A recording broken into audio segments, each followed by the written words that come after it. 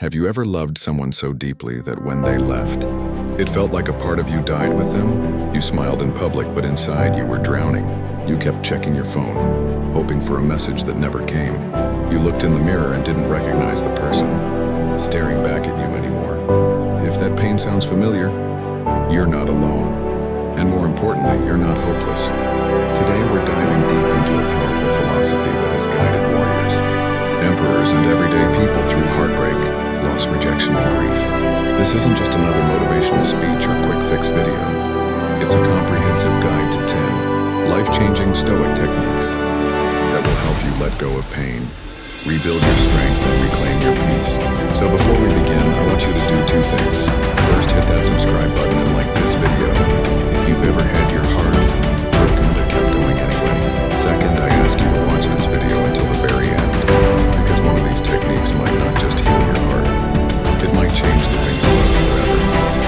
Let's begin. 1. Acknowledge the pain, don't resist it. Let me ask you something. Do you remember the first time you truly fell in love? Not a crush, not a flame. I mean real love. The kind that makes your chest feel tight when you see them. The kind where their voice becomes your favorite sound, and their presence feels like home. Picture them, their smile, the way they looked at you, the way they held your hand as if nothing in the world could ever break that moment. Now, can you also remember the moment it all began to slip away? Maybe it was a slow fade. Maybe it was a sharp break, a silence, a text, a betrayal, a goodbye. And suddenly the person who once made you feel whole became a ghost, still alive, but no longer in your life. And it hurt. God, it hurt so bad it felt like your heart had been hollowed out. If you're watching this, I know something about you.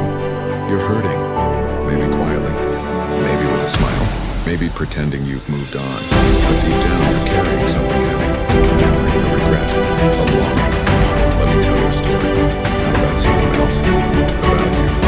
You met them when you weren't even looking. It started casually, late night calls, stolen kisses, maybe messages that made you smile in public like a fool. And you told yourself, this is different. You started picturing the future, your hands growing older together, holidays, laughter, maybe your kids. You imagined waking up to them for the rest of your life. But life, it had other plans. One day, something shifted. Their eyes didn't light up the same. Their texts got shorter. Their affection dimmed. You felt it, didn't you? Like standing in a room that used to be warm, and suddenly all the windows were open, cold, distant. But you held on. You begged. You compromised. You convinced yourself that if you just loved harder, they'd stay. And then, they didn't. When they left, it wasn't just a breakup. It was a death. Not of a person, but of a dream. Your dream. And here's what you did. You tried to bury it. You distracted yourself. You scrolled endlessly. You smiled at friends. You maybe even went on a rebound date. But the pain, it stayed. Because here's the truth that the Stoics knew, and that most of us try to avoid. You cannot let go of something you refuse to face. Marcus Aurelius said, if you are distressed by anything external, the pain is not due to the thing itself, but to your estimate of it. And this you have the power to revoke. So what does that mean for you? It means stop running. Stop pretending you're okay if you're not. Stop putting band-aids on you that needs time to breathe. It's okay to cry. Yes, I said it, cry. Not just silently in bed. Cry so your heart can finally speak. You're not weak. You're human. And before Stoic strength comes Stoic honesty. The first step to healing is this: acknowledge the pain. So ask yourself, what hurts the most? Is it that they left? Or how they left? Is it the loss of the person? Or the version of you that existed when they loved you? Pain is not your enemy. Pain is a signal.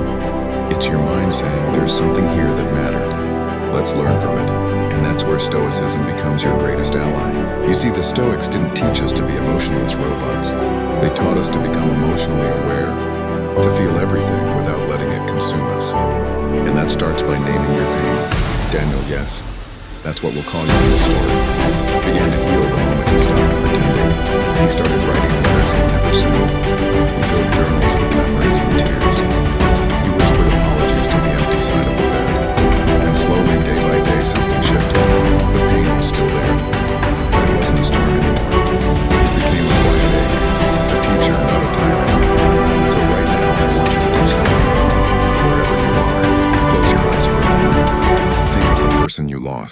Whisper their name. Now say this silently. I'm still hurting, but I see it now. I accept it, and I will heal. Let that truth sit with you. You don't have to be over it today. You don't have to move on just because time has passed, but you do have to stop lying to yourself. Because until you say I'm not okay, you won't be able to say I'm finally free. And that's what this is about, isn't it? Freedom, not just from them, but from the version of you that was stuck in that moment of loss. This is your story, your heartbreak, your rebirth, and pain. Pain is the first chapter, not the whole book. So let yourself feel it. Cry when the song reminds you of them. Laugh when the memory surprises you. Write when the silence is too loud. But above all, don't resist it. Don't numb it. Don't rush it. Don't shame it. Because in acknowledging your pain, you start to reclaim your power. And that, my friend, is Stoicism in its purest form. You might not be able to control what happened, but you can control this moment. You can choose to feel, to accept, and eventually to let go. And I promise you this, the other side of your honesty is healing. Let me ask you one more thing before we continue. If you could go back to that first moment, when love still lived in their eyes, what would you tell yourself? Would you still chase them? Or would you hold yourself a little tighter and say, no matter what happens, I've got me? Think about it and stay with me, because the next technique will take this even deeper. This is your healing journey. Don't leave halfway. You're already doing the hardest part, facing your truth. Let's keep going. 2. Separate what you can control from what you can't. Let me ask you something honest. Have you ever laid in bed staring at the ceiling, replaying every single thing you could have done differently? I shouldn't have said that. I should have texted back faster. I should have loved them better. I should have begged them to stay. If you're nodding right now, you're not alone. We've all been there, tortured by the past, haunted by our own decisions, convinced that if only we had tried harder, we'd still be here. And that's where the pain multiplies, doesn't it? It's not just the breakup, it's the mental loop, the questions, the guilt, the regrets. Let me take you into a story again. And like last time, this is your story. Remember the day they left me? Maybe they didn't even say their words. Maybe they just stopped showing up. Stopped replying. Stopped choosing you. At first you thought, they're just busy. Then maybe they're upset. I'll fix it. Then came the silence, the ache, the knowing, and suddenly, you weren't part of their life anymore. But your heart didn't get the memo. You kept waking up expecting their message. You kept holding on to birthdays, anniversaries, memories like they still meant something. You kept asking yourself, why did this happen? What did I do wrong? And that question, what did I do wrong, became your prison.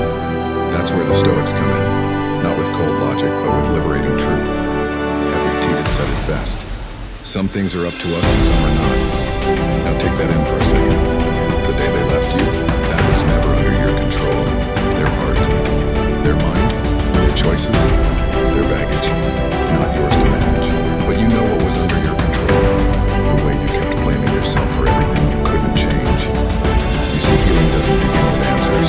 It begins with surrender, not giving up, but letting go of the illusion that you could have fixed what was never yours to fix. Let me paint the picture. You were the kind of person who gave all of yourself. You listened, you compromised, you stayed up late to comfort them, even when your own world was falling apart. You fought for the relationship. But here's the painful truth. You can fight for someone, but you can't fight them into staying. You can offer love. You can't control whether they receive it, appreciate it, or return it. So what now? You have a choice. You can keep holding onto a steering wheel that isn't connected to the road anymore. Or you can take a breath, release your grip, and say, this pain, this situation, this person, they are beyond my control, but me, my mind, my peace, my healing, that's mine. Let me guide you through a moment of reflection. Right now, take a deep breath in and ask yourself, what am I still trying to control that is no longer in my hands? Am I waiting for closure that will never come? Am I replaying moments with someone who has already walked away? Now here's the challenge, the Stoic challenge. Separate it. Make 2 lists in your mind. List 1 things you can't control. Their love, their loyalty, their healing, their regrets, their choices. List 2 things you can control. response to pain, the way you speak to yourself, the boundaries you now choose to set.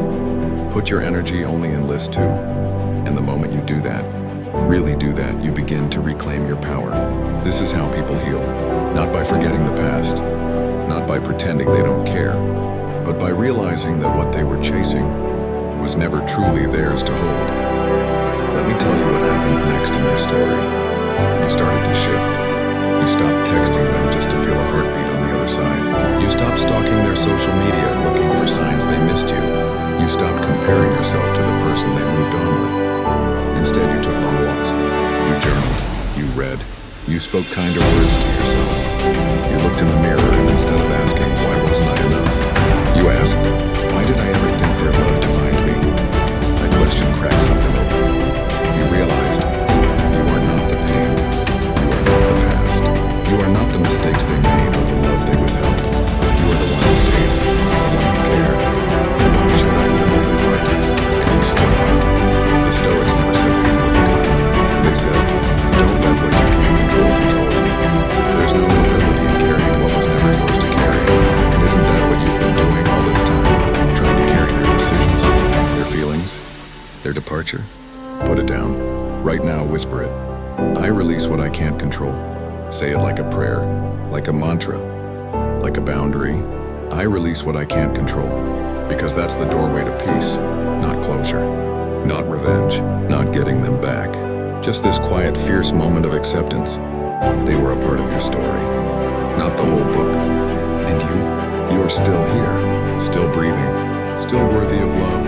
Not the kind you have to beg for, but the kind that meets you with open arms. Let this be the chapter where the pain doesn't define you.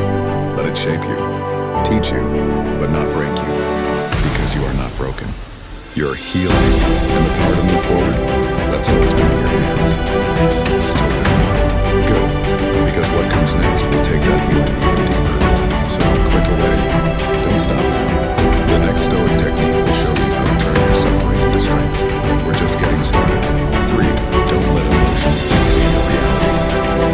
Let me ask you something personal. Have you ever cried over someone who never even apologized? Never lost sleep over a person who's out smiling? Posting, living as if you never existed? It hurts, doesn't it? That someone could shake your world and just walk away like it meant nothing. But the truth is, it's not always them that keeps us stuck. Sometimes it's the storm they left behind. Not the person, but the emotions. And if you've ever been there, drowning in heartbreak, overthinking every word, spiraling into self-doubt, then this next Stoic principle might be the lifeline you've been waiting for. Don't let your emotions dictate your reality. Sounds simple, right? But when your heart is shattered, emotions feel like reality. Let me take you into another story. Your story. It was late, maybe 2 or 3 a.m. You were alone with your phone, scrolling back through old messages, the I miss yous, the you're my everythings, the promises they made on nights that felt like forever. And now, nothing, just silence. And your emotions, they became a tidal wave. You never loved me. I was never enough. It was all fake. But let's pause here, because none of those things are facts. They're feelings, intense, valid, powerful, but still just feelings. And feelings, they lie. The Stoics, especially Marcus Aurelius, warn us. You have power over your mind and outside events. Realize this and you will find strength. You see, pain is real, but the story we build around the pain, that's often where we lose ourselves. Take that night you texted them one last time. You waited for hours, no reply. And the silence. It screamed. You started building a narrative in your head. They're with someone else. They forgot me. They never cared. And maybe, just maybe, none of that was true. But in that emotional fog, you couldn't tell the difference between fear and fact, between heartbreak and reality. That's what Stoicism teaches us. Emotions are visitors. Don't let them become your voice. Let me ask you now, sincerely, have you ever pushed away someone who tried to love you just because someone else broke your heart? Have you ever doubted your worth because they didn't see it? Have you ever believed your whole future was doomed just because one person walked away? If so, welcome to being human. And also, welcome to your power. Because right now you can start to separate what's true from what just feels true. You can say, I feel abandoned, but that doesn't mean I'm unlovable. I feel heartbroken, but that doesn't mean I'll never heal.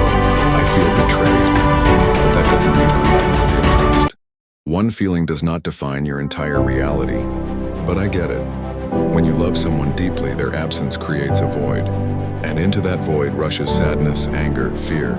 That's why the Stoics practiced what they called premeditatio malorum, the premeditation of adversity. They would mentally rehearse painful scenarios. So when hardship came, they were emotionally prepared. But here's the difference. They didn't suppress emotion. They just refused to be ruled by it. So how do you do that? How do you stand steady when your heart is a mess? You become the observer. You start to say, this is sadness. I am feeling sadness, but I am not made of sadness. Just like clouds don't change the sky, emotions don't change the truth of who you are. And here's the deeper truth. The person who left didn't take your value with them. They didn't take your light, your capacity to love, your future. They took themselves. Everything else, still here, still yours. And you get to choose now. Not whether it hurts, you don't control that. But whether you believe the stories that pain tells you, you can choose to say, yes, I feel alone, but I'm not going to text them to you. Yes, I feel worthless, but I'm going to show up anyway. Brush my teeth, make my bed, go to work. Yes, my emotions are loud, but I'm turning down my volume and turning up my truth. And your truth is this. You are lovable. You are healing. You are not broken. You are simply in a chapter that hurts. But it's not the whole story. You've survived before. You've healed before. You've loved before. And when you let your values lead, not your emotions, you rise again. The Stoics knew this. Seneca said, "We suffer more often in imagination than in reality. So now choose. Choose to not let fear tell you you're unworthy. Choose to not let loneliness tell you to settle. Choose to not let heartbreak write your narrative. Because you are the author now. You get to say, yes, I'm hurting, but I'm not going to drown. You get to rewrite the ending. So let this be the turning point. Let this be the moment where you stop being a prisoner of your feelings and become the guardian of your truth. Say it with me. I feel pain, but I am not pain. I feel sadness, but I am not sadness. I feel broken, but I am whole. This is your power. Emotions may not open the door, but you decide who gets to stay. Let them pass. Let them teach, but don't let them lead. Because your life is too precious to be driven by temporary storms. Still here? That means you're strong. Stronger than you know. And the next Stoic technique? It'll take that strength and show you how to turn your pain into wisdom. So don't go anywhere. Accept what you cannot control. Tell me honestly, have you ever begged the universe for a second chance? Just one more text, one more call, one more conversation that could somehow fix everything. Have you ever sat on the edge of your bed, phone in hand, staring at the screen, hoping desperately that they'd come back? If you have, then I know what you felt next. That ache in your chest, that desperate need to understand why did they leave? Why did things change so suddenly? Why didn't they fight for you the way you fought for them? You wanted closure. You wanted answers. You wanted control over a heart that was no longer yours to hold. And that's exactly why this Stoic truth is so hard and so necessary. Accept what you cannot control. Now before we go deeper, I want you to pause and take a breath. Think of that person. The one who left. The one who promised things. And then disappeared. The one whose silence still echoes in your mind. Now ask yourself, did you ever really have control? Could you have forced them to love you? To stay? To heal what was broken? No. And yet you still carry the guilt. As if it was your job to hold together something that was falling apart on its own. Marcus Aurelius, the Stoic emperor, once said, "You have power over your mind, not outside events." Realize this and you will find strength. But in love, we often forget that. We cling. We overthink. We try to manage someone else's feelings, decisions, even destiny, like it's all on us. But it never was. Let me tell you a story. There was a girl, let's call her Mia. She loved deeply, with her whole heart. And he said all the right things. He told her, "You're my forever." He made her believe that no matter what happened, he'd stay. But slowly things changed. The text grew cold. The voice notes stopped coming. The sparkle in his voice dimmed. Mia tried everything, planned special dates, sent long, heartfelt messages, even blamed herself. Maybe I'm too much. Maybe I pushed him away. Maybe if I just tried harder. She didn't realize what the Stoics knew all along. That love is not a rope to toe on. It's not a machine with buttons you press for outcomes. It's a gift. people, with free will on both sides. And when one person stops choosing, you cannot force the connection back. Mia couldn't accept that. So she kept fighting for weeks, for months, until one day she broke down. Not because he left, but because she finally realized she never had the control she thought she did. And in that collapse, something unexpected happened. She felt peace.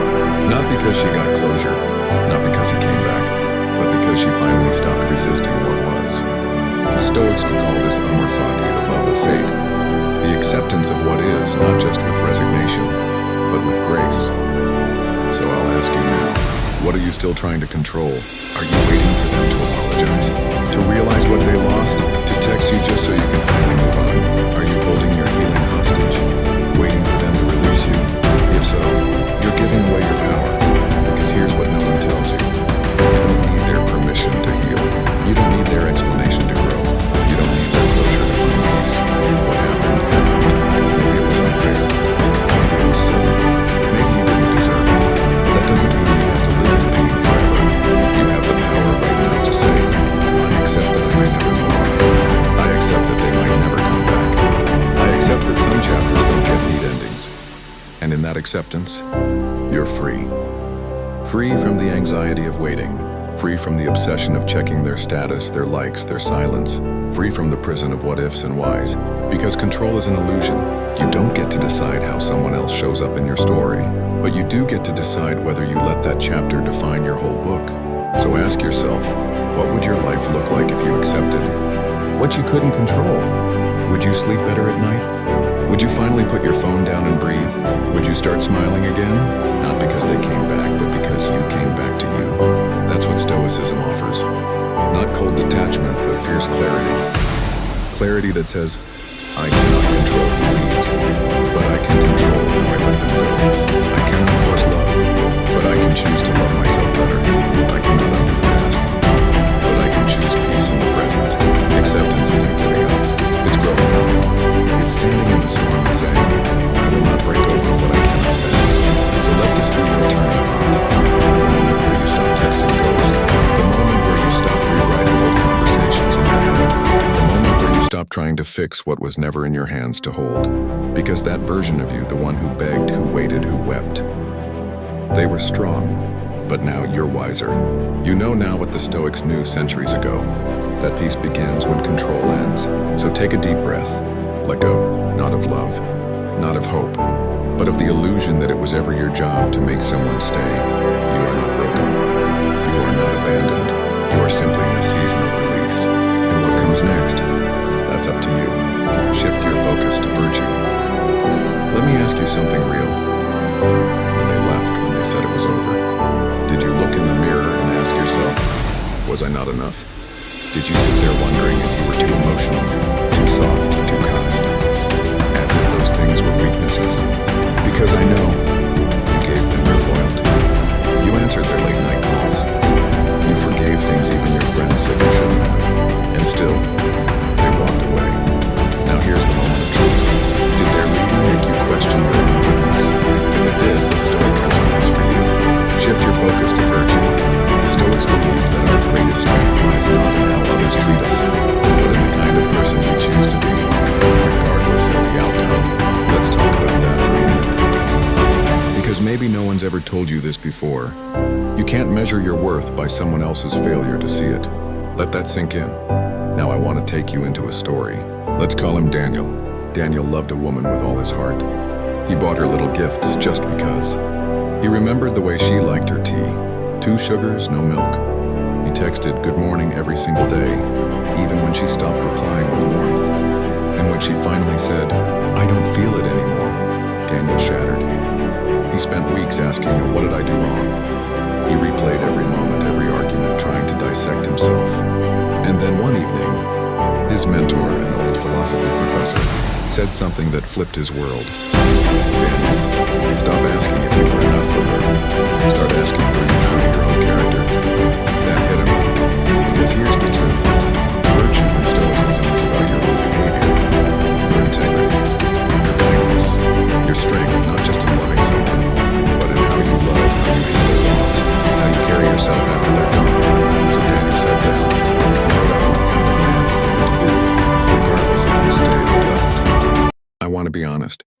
I want to be generous. I want to remain calm in storms, strong in rejection, and gentle even when I'm hurting. That is virtue. And once he focused on that, something miraculous happened. He stopped stalking her socials. He stopped writing paragraphs in his head he'd never send. He stopped trying to win her back, not out of bitterness, but because he was too busy building himself. He realized she was never the prize, he was. Let me say that again for you. They were not the prize. You are the prize when you choose character over chaos. So ask yourself, who are you when no one's watching? When the one you love walks out the door, do you collapse or do you rise with grace? The Stoics believe that nothing external, not money, not praise, not even romantic love, should determine your peace. Why? Because all of those things can be taken from you, but your virtue, your choices, your ability to be kind, patient, wise, and strong, that's yours forever. And don't get me wrong, this isn't about being perfect. It's not about pretending you're not hurting. It's about choosing to hurt without turning cruel. It's about choosing to be rejected without turning bitter. It's about choosing to stay soft when the hope tries to harden you. So here's a little exercise. Instead of replaying what went wrong in a relationship, replay how you showed up. Did you love them with sincerity? Did you communicate with honesty? Did you respect their space and speak your truth? If the answer is yes, then stop blaming yourself for their inability to receive that love. That's their path, not yours. Your path now is to become even more of the person you're proud of. Because when you focus on virtue, heartbreak becomes fuel. Pain becomes a mirror. And your ex? They become a teacher, not of what you lack, but of what you value. So write it down, right now, in your notes or in your heart. What virtues define me? Am I patient? Am I loyal? Do I act from love or from fear? Do I seek peace or drama? These questions will guide you far more than scrolling through their feed ever will. Because here's what no one tells you. Loving someone is never a mistake if you loved with honor. And walking away from someone who doesn't value you, that's not weakness. That's virtue in motion. You chose peace over chaos. You chose self-worth over validation. You chose growth over games. And the person you become in that process, that is who your future partner will thank you for. So I want you to stop saying, I lost them, and start saying, I found more of myself. Because maybe the breakup didn't happen to you. Maybe it happened for you, to remind you of the kind of soul you really are. The kind of soul that knows, I may be hurting, but I'll never let pain poison my character. That is the Stoic way. So let this be your vow, not to be perfect, not to never feel pain, but to never let someone else's choices steal your goodness. Because love is powerful, but virtue is eternal. 6. See pain as a test of character. Let me ask you something. What if your pain wasn't punishment? What if it wasn't karma, or a cruel twist of fate, or proof that you're unlovable? What if your pain was a test? Not a test to break you, but a test to reveal you. You see, when Stoics like Epictetus or Marcus Aurelius spoke of suffering, they didn't ask why me. They asked, what will I do with this? Let's walk into a story, maybe one you've lived before. Let's call her Maya. Maya was deeply in love. The kind of love where you plan your future in whispers at midnight, where you memorize their favorite songs, where every little moment feels like a scene from a movie. She gave herself fully. She opened doors to her soul that had been closed for years. She trusted again after betrayal, after scars, after promising herself she wouldn't. And then, it ended. Not with a dramatic fight, but with distance, with cold silences. With that devastating sentence, I just don't feel the same anymore. Maya fell into the kind of pain that words can't capture. You know the kind, the hollow chest, the ache that wakes you at 3 a.m., the craving to text them just to feel a trace of connection. She kept asking herself, what did I do wrong? Why do I keep losing love? Why does this hurt so much? But then one day she came across a passage from Marcus Aurelius. You have power over your mind, not outside events. Realize this and you will find strength. That hit her. She realized she couldn't change his heart. She couldn't force him to stay. But she could decide what kind of person she would become through his pain. That's what the Stoics meant by testing your character. They believed pain isn't the enemy, it's the furnace. The fire doesn't destroy gold, it reveals it. So Maya did something radical. She stopped chasing closure. She stopped waiting for an apology. She stopped letting pain define her. Instead, she treated every wave of grief as a moment of practice. It's when she didn't want to get out of bed. nights when she wanted to send that long emotional message, she didn't. That was discipline. The weekends when she saw couples and felt bitter, she smiled instead. That was grace. You see what's happening here? Pain didn't weaken Maya. It introduced her to herself. And maybe that's your story too. Maybe the heartbreak wasn't about losing someone. It was about meeting yourself at your lowest and realizing you didn't shatter. You bent, you cracked, but you didn't break. And maybe that's the test. The Stoics didn't believe in escaping pain. They believed in walking through it with head high and heart intact. They didn't avoid life's storms. They learned how to sail through them. So let me ask you right now, what kind of person are you becoming through your pain? When they left, did you let it turn you cold? Or did you stay kind anyway? When the silence came, did you numb out distractions? Or did you sit with it and learn what it had to teach? When you felt like giving up, did you keep showing up for yourself?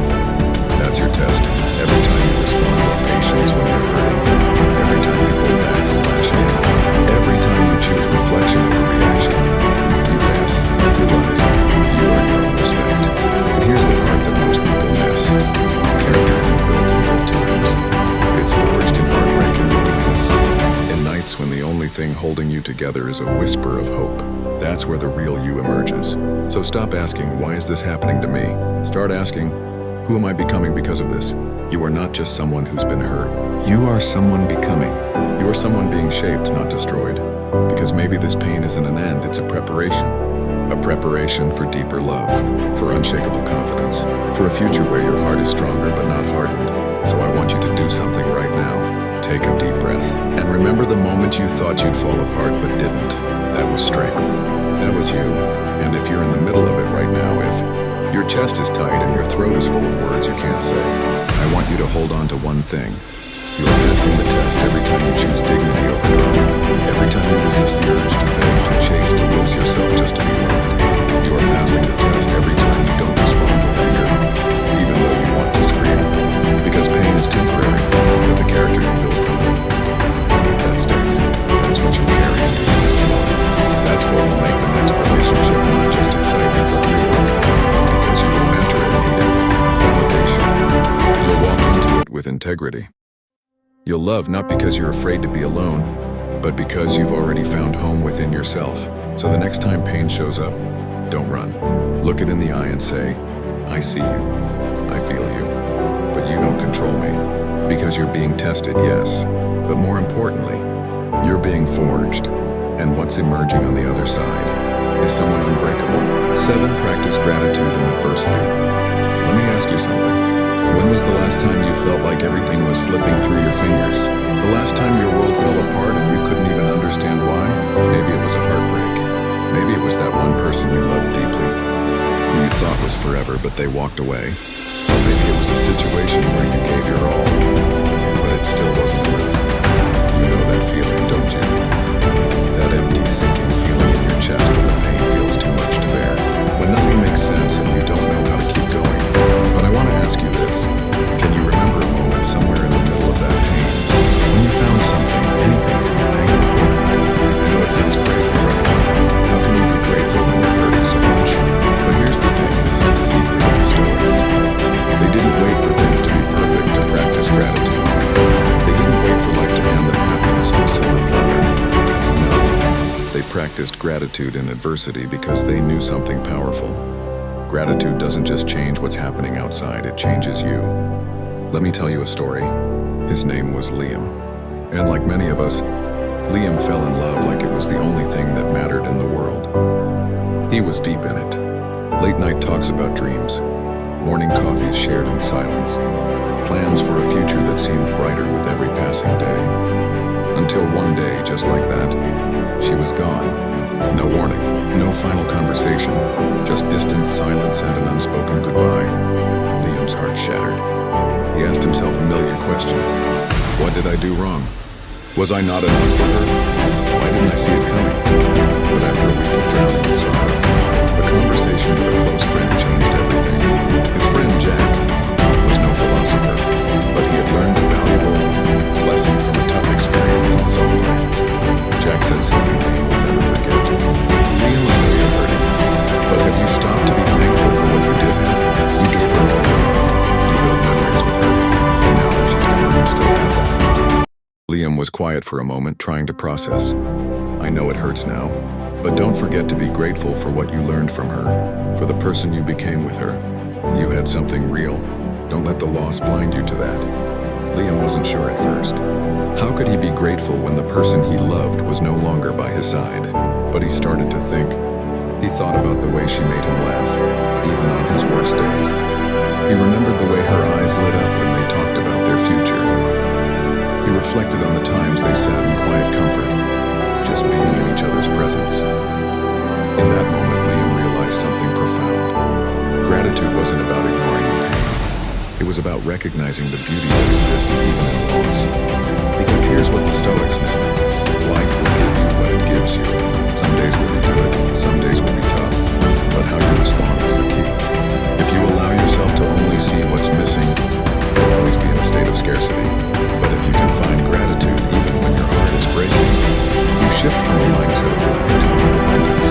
It's about understanding that everything you go through, whether good or bad, is shaping you, teaching you, and making you stronger. So Liam made a decision. He sat down every morning and wrote down 3 things he was grateful for, even in the midst of his heartache. Some days it was small. He was grateful for his friends who checked in on him. He was grateful for the strength he had to get out of bed when he didn't want to. He was grateful for the lessons she taught him about love, even if it ended. And as time passed, Liam found that gratitude started to shift his perspective. He wasn't just focusing on the pain. He was starting to see the gifts that came with it. You see, when you practice gratitude, your world changes. It might not make the pain disappear, but it will make it more bearable. It will help you rise above the moment and look for the lesson in the struggle. Think about your own love life for a second. Can you find one thing you're grateful for, even in the tough moments? Maybe it's the way they once made you feel valued. Maybe it's the beautiful memories you created together. Maybe it's the courage you found to love again after being hurt before. Now here's the key. By practicing gratitude, Liam didn't become immune to pain. No, the pain was still there, but he learned to hold it with a different kind of strength. You see, when you're grateful, you stop seeing the past as a series of failures. Instead, you start seeing it as a collection of moments that helped you grow. And once you shift that perspective, you start to build resilience. And in relationships, resilience is everything. Because love is not always easy. It's not always sunshine and rainbows. But when you have gratitude, you learn how to hold the sun in your heart, even when the clouds come. And that's exactly what Liam did. He kept building on what he had learned, what he had experienced. And in time, the pain of losing her softened.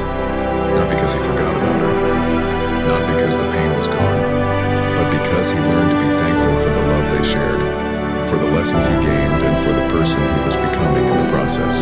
So let me ask you one final question. What are you grateful for in your love life, even after everything? Because that's where your power lies. Gratitude is not about ignoring pain.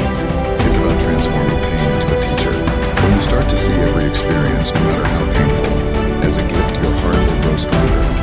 And that strength, it's the kind of strength that will carry you through any heartbreak and lead you to the kind of love that is deep, lasting, and fulfilling.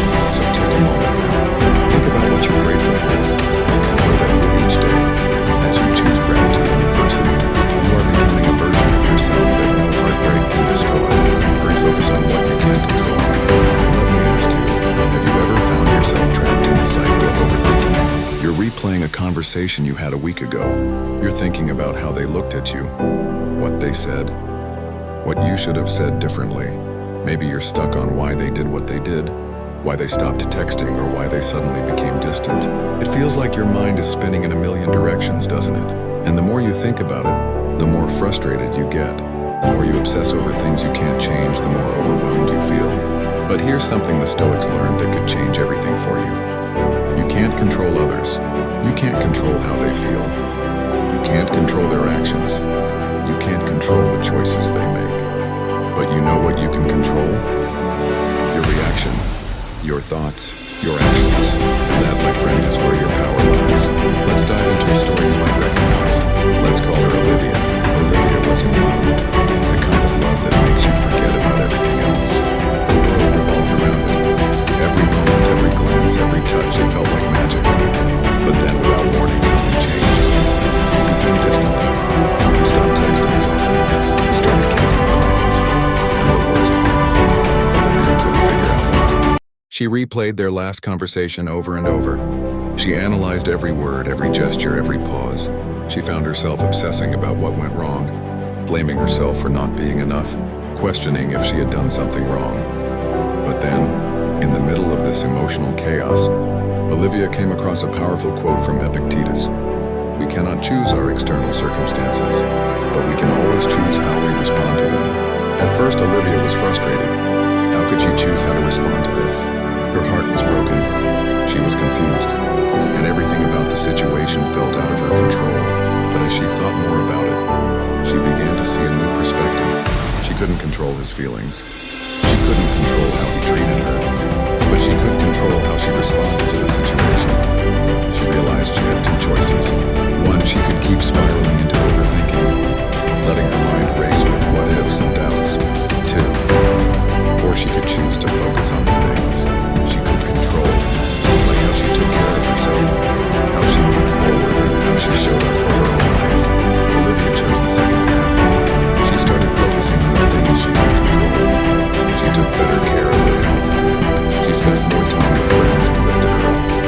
She reconnected with hobbies she had neglected. Writing, painting, and hiking in the quiet forest near her home. She allowed herself to feel her feelings, but she didn't let them define her. It wasn't easy at first. There were days when she wanted to call him, to ask him what went wrong, to beg for answers. But every time she felt that urge, she would remind herself, I can't control what he does or why he's acting this way. I can only control how I respond to it. And that made all the difference. Slowly but surely, Olivia started to feel empowered again. She learned that her peace didn't have to depend on his actions. She realized that by focusing on what she could control, her own responses, her own choices, she was reclaiming her power.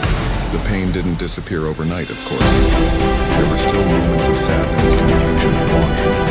But Olivia no longer felt like a victim to the situation. She was in control of how she healed, how she moved forward, and how she grew. Think about your own life right now. Are you stuck on things you can't control? Are you obsessing over what someone else is doing? Or why they're treating you the way they are? Are you waiting for someone else to change, to apologize, to give you closure? If you are, I want to challenge you to shift your focus. You can't control other people, but you can control how you move forward. You can choose to let go of the past and focus on what you can do right now to create a better future for yourself. You can choose to stop waiting for someone else to fix things and instead fix your own mindset. You can choose to let go of the need for validation and find strength in knowing that you are enough on your own. By focusing on what you can control, you take back your power. You stop waiting for the outside world to change, and you start changing yourself from the inside out. And this isn't just about your love life. It applies to every area of your life. Your career, your friendships, your personal growth. You don't have to wait for external circumstances to align perfectly. You don't have to wait for others to change to feel better about yourself. You have everything you need within you. So the next time you find yourself overwhelmed by something out of your control, remember Olivia, and remember the Stoic wisdom that helped her. You can't control others, but you can control yourself. Focus on what you can change, and you'll be amazed at how quickly your life starts to shift. 9. Embrace the present moment. Let me ask you this. How often do you find yourself living in the past or worrying about the future? Maybe you're still haunted by that one conversation you had with your ex months ago, replaying every word, every look, every moment. Or maybe you're already dreading the next time you have to face a difficult situation in your current relationship, worrying if things will fall apart again. Does this sound familiar? We all do it, don't we? We get caught in the spiral of past regrets and future anxieties. But here's the painful truth that we often avoid. While we're consumed by thoughts of what happened or what could happen, we're missing out on what's actually happening right now. What's happening right now? The present moment is slipping through our fingers while we're distracted by a version of life that no longer exists, or a version that might not even come to pass. But what if I told you there was a way to break free from that cycle, a way to experience life, love, and everything in between, fully and deeply, without being burdened by what's gone or what's to come? This is exactly what the Stoics taught us, to embrace the present moment, not as something fleeting or insignificant, but as the only moment we truly have control over. Let me take you into the story of Clara, a woman who learned to embrace the present moment in the most unexpected of ways. Clara was always someone who worried. She worried about her job, relationship, was it enough? Was he enough? Was she doing everything she could to make it work? Clara's boyfriend, Jake, loved her deeply, but the more Clara worried, the more distant she became. She was always preoccupied with thoughts of what could go wrong, and it began to affect everything: her interactions with Jake, her mood, and her ability to truly enjoy the love they had built. One night, after a particularly emotional argument, Jake turned to her and said, "Clara, you're not here with me. You're always thinking about what's next or what went wrong before. But right now, in this moment, we're good. We're okay. Can you just be here with me?" Those words hit Clara like a ton of bricks. Can you just be here with me? Jake was right. She wasn't truly present in their relationship. She was constantly thinking about the past, about the mistakes they'd made, about the arguments that had left scars, and she was always worrying about the future. What would happen if things fell apart? What might go wrong? How she could prevent everything from unraveling. She realized she had spent so much of her time waiting for something better, that she wasn't appreciating what she had. And in that moment, something shifted. Clara started to understand what the Stoics had been teaching all along. The present moment is all we truly have. It's where our power lies. It's where life happens. But it wasn't easy for Clara. At first, she had to consciously remind herself to stop and be in the moment. One day, they were sitting on a bench at the park, watching the sunset together.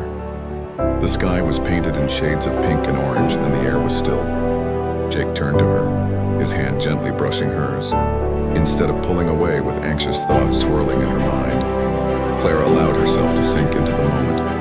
She let the peaceful quiet wash over her. She felt the warmth of Jake's hand, the softness of his voice, the comfort of his presence. She wasn't thinking about the fight they had last week. She wasn't worrying about the plans they needed to make for the future. She was just there, with him, in that moment. And you know what? It felt like magic. You might be wondering, how can something so simple change everything? Why does embracing the present moment matter so much? The truth is, the present is where life happens. Think about it. When you're with someone you love, don't you want to be there with them? Not thinking about the past or worrying about the future. Just being fully present with them. Feeling every laugh, every touch, every shared experience. When you're in the present moment, you stop overthinking. You stop worrying about whether you're enough, or if things will fall apart. You stop trying to control what's out of your hands. Instead, you realize that love is right here, right now. It's not in the past, in the arguments or mistakes.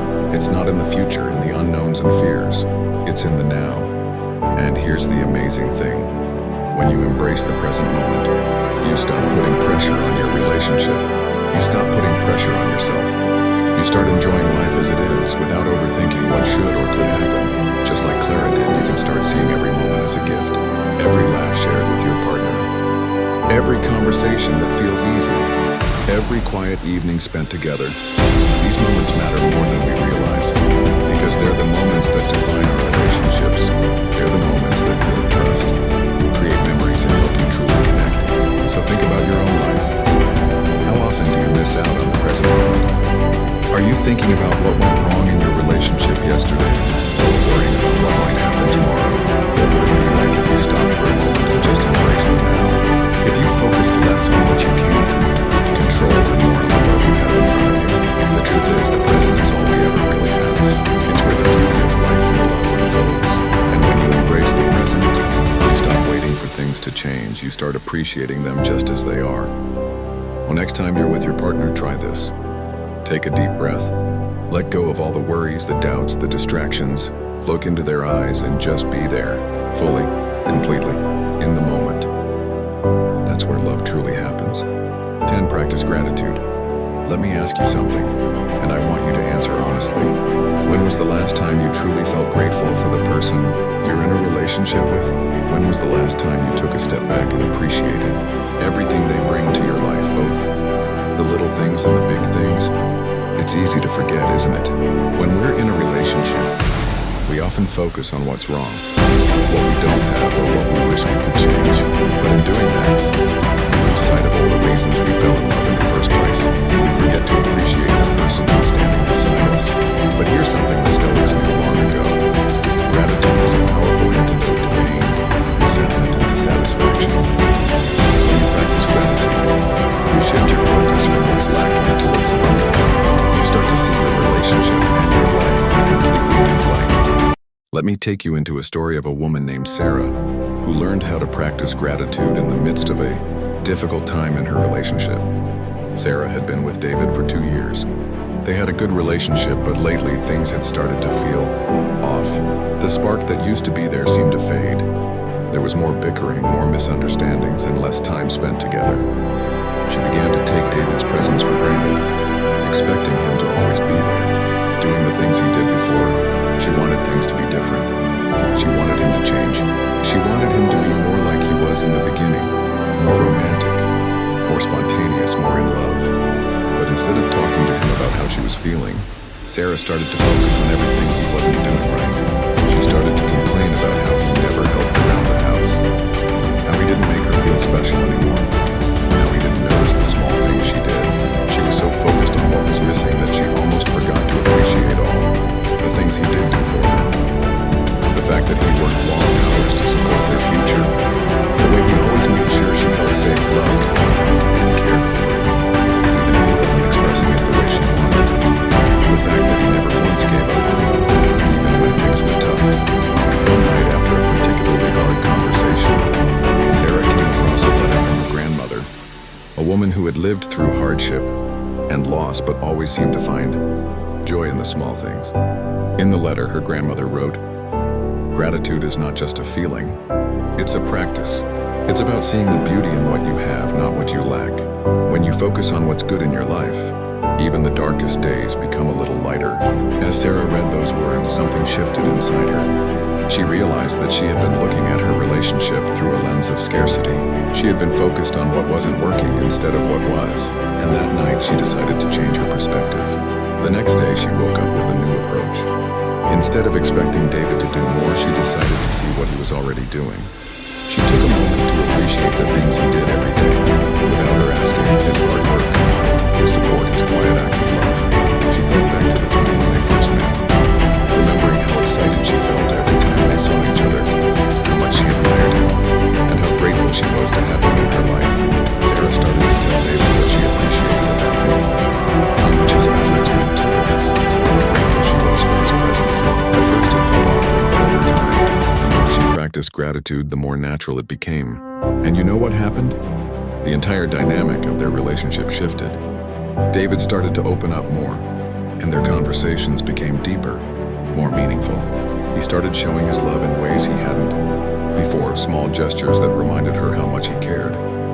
But it wasn't just David who changed. Sarah felt a sense of peace and fulfillment she hadn't experienced in a long time. By focusing on gratitude, she stopped expecting him to fill her emotional void, and instead, she filled herself with appreciation for everything they had built together. And that's the power of gratitude. When we focus on what we have rather than what we don't, we allow ourselves to see the beauty in our relationships. We stop taking our partners for granted. We stop focusing on their flaws and start appreciating their strengths. We remember why we fell in love with them in the first place. But it's not just about relationships. Gratitude has the power to change every area of our lives. Think about it. When was the last time you took a step back and looked at your life from a place of gratitude? Your health, your home, your family, your friends. How many things do you have to be grateful for that you might have overlooked? In a world that constantly tells us to focus on what we don't have, practicing gratitude shifts our focus to what's already here. So the next time you feel like something is missing, whether in your relationship or in your life, take a moment to look around you. Appreciate the things, the people, and the moments that bring you joy. When you do, you'll start to notice that everything starts to feel a little brighter. Gratitude is not just a feeling, it's a practice. And when you practice it every day, you'll begin to see your life and your relationships in a whole new light. So what are you grateful for today? Take a moment to appreciate the people you love, the things you have, and the life you've built. And remember, the more you practice gratitude, the more you'll realize that your life is already richer than you thought. If you're hurting right now, really hurting, know this: you are not broken. You are becoming. And these 10 Stoic techniques aren't just ancient ideas, they're tools. Tools that will help you rebuild your life piece by piece, day by day. Acknowledge the pain. Control what you can. Embrace your fate. Imagine the worst. Choose discomfort. Remember your mortality. Turn your obstacle into your path. Release control of others. Reflect on honesty. anchors. Hold on to them when life tries to drown you. And remember, this pain is not your enemy. It's your awakening. With that said, thanks for watching, and until next time.